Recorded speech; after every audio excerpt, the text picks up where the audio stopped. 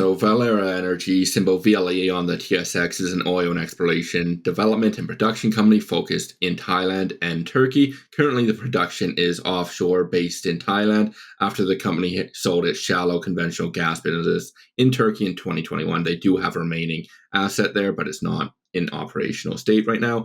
The company underwent a major transformation in 2022, shifting its focus to Thailand in the Gulf of Thailand. The company operates in 4 offshore oil fields. The stock is trading up about 100% over the past year at $4.20 a share, with a market cap of $450 million. So great performance over the past year, like many oil and gas companies, with the price staying quite high. Looking at the operations in the Gulf of Thailand, the Valeura and Jasmine fields are midlife, while the Nong Yao and Wasana fields are actively undergoing expansion and exploration. The company has 37.9 million in proven and probable reserves at this time. Combined, the fields are expected to produce approximately 23,000 barrels of oil daily in 2024. During Q2, with its preliminary results, the company produced 21,100 barrels of oil per day. I got that one, Ryan. Don't you worry. The company is expecting, however, a 50% production bump for the Nong Yao field within 2024, providing a significant portion of the organic growth for 2024, exiting the year at approximately 11,000 barrels of oil per day.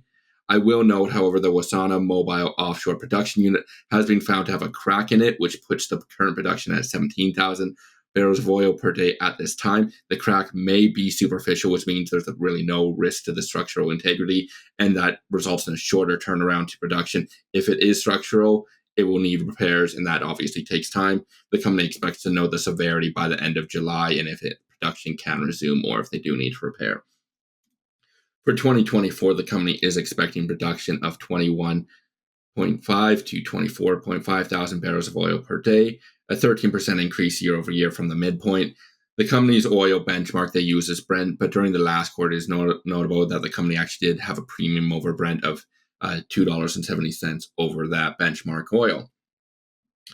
The current guideline implies a netback of $45 per barrel after expected royalties of 13%, operating expenditures of $220 million for the year, a flat G&A of $25 million, putting the annual netback at about $378 million for the company. Looking at the preliminary results for Q2 24, which we'll be going off of primarily, as the oil production, obviously, you do move. So a lot of times you do rely on these preliminary results more than like a manufacturing company, which you wait for the quarter. And most of them don't even release some sort of preliminary results, if anything at all. So oil production was 21.1 thousand barrels of oil per day at a realized price of 87.7 per barrel, resulting in revenue of 164 million. The company closed out the quarter with 145 million in net cash after having combined outlay of 109 million for taxes for the prior year, the purchase of the Nong Yao floating storage and offloading vessel, and its final contingent consideration for the acquisition of Chris Energy. At 145 million of cash US or 199 million in Canadian, with no debt past, they do have leases, but no financial debt. The cash is roughly 44% of the market cap. So cash rich, to say the least. And like Ryan was saying prior to my segment, it is rare to see an oil gas company that is actively exploring with such a strong balance sheet. Many of them have, over the past couple of years, with the higher price of oil, have started to move into cash or at least less net debt. But this is at 44%, very substantial and an outlier even when it comes to the improved financial condition of oil companies over the past couple of years. So switching to valuations, looking at an external analyst expectations, the company is trading at only 0.2 times EV/EBITDA, which is quite cheap to say the least, due to the high cash balance, then the expected strength in EBITDA over the year. And of course, they're accumulating cash throughout the year, lowering EBITDA enterprise value even more. So if the current oil price is staying the same, they're able to retain the same net back. It's looking quite cheap, to say the least. However, there are some risks to do with the company. The Valeura and Jasmine oil fields are midlife, and production has been trending down for multiple years. The company can extend the economic life with infill wells, but ultimately other production sources need to be found to keep at the current levels, or they sell off those fields rights and move into different ones. They invest in their Turkey asset and so on. They need to do some sort of capex to really replace that production level. That's the same as other oil exploration production companies, but they do have significant assets that are midlife and they are trending down. Near term, the company is also seeing lower production due to that Wassana crack in its offshore facility, which, if it is structural, it will lower cash flow for the year, as they will need to first, they lose their production during the 2 weeks, the 6 weeks, depending on how long it takes to repair and how long they're waiting with production offline, whether it's even superficial, that'd probably be 2-3 weeks from now, or 6 weeks, a month, 2 months, if they do have to repair. Plus, then they have to outlay cash for that repair if it needs to be occurred. So it's a lose-lose situation if there's a crack. You lose on the top line and you lose off of the cost which it takes. So obviously that's something you need to watch, and you'll see likely an update on the next couple of weeks. And of course, on top of this is the commodity risk with oil. I don't think that really needs to be said. That's throughout the industry, and that's why we always have to caution investors with oil companies, is it needs to effectively trading at a discount, and you can't compare it to other companies as it is obviously so related to the commodity.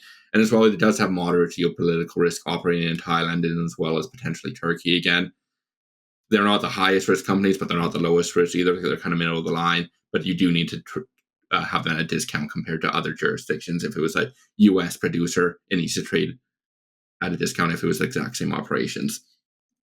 So concluding, if you really are an oil bull, Valeura appears to be appealing due to its strong financial position, which is further supported by the strong expected cash flows if oil prices remain steady or higher. The company is trading at an overall discount. While we would never invest for the expectation of a takeover, the combination of the valuation, the production growth expected in 2024 creates the potential for the company to be acquired. Like Ryan was saying in his segment, acquisitions are starting to uptake in the year, but you never really want to invest expecting one to occur, as it is out of really public information. You can't rely on it. You can look for the ones that can have the potential, like it is here, but you can't expect it to occur inherently. So overall, I would really say if you want to speculate on oil, Valeura is a method to do so. It is appealing. The valuation is low. You are taking on a bit of more geopolitical risk compared to other oil producers, but I think the discount and the strong cash balance sheet really overcomes that expected increased risk with the geopolitical risk. Yeah, I think it's a good summary, and it is interesting. It'd be nice if we knew those midlife assets were long life assets, and then you'd have a perfect, not a perfect scenario. There's never a perfect scenario, but you had those assets, or they had assets that you knew were going to grow, and they were going to grow the production profile. So it'd be nice to see a lot higher level of growth in production profile, but it is an interesting company. Yeah, one of the analyst reports that I did look at, they are expecting growth for 2025 and then 2026. Then it starts to drop off after there a bit more. Yeah. And this really depends on the exact cadence of it, of their 4 oil fields at this time. The Nong Yao field is really what's driving any growth behind it at this time, especially for 2024. So that's really where you'd see the organic growth, if anywhere. And the good thing is, like, they have that cash balance, and they're as long as you keep generating cash flow and have, you're kicking off excess cash, they can make acquisitions, right? They can do that. And then you get growth by acquisition.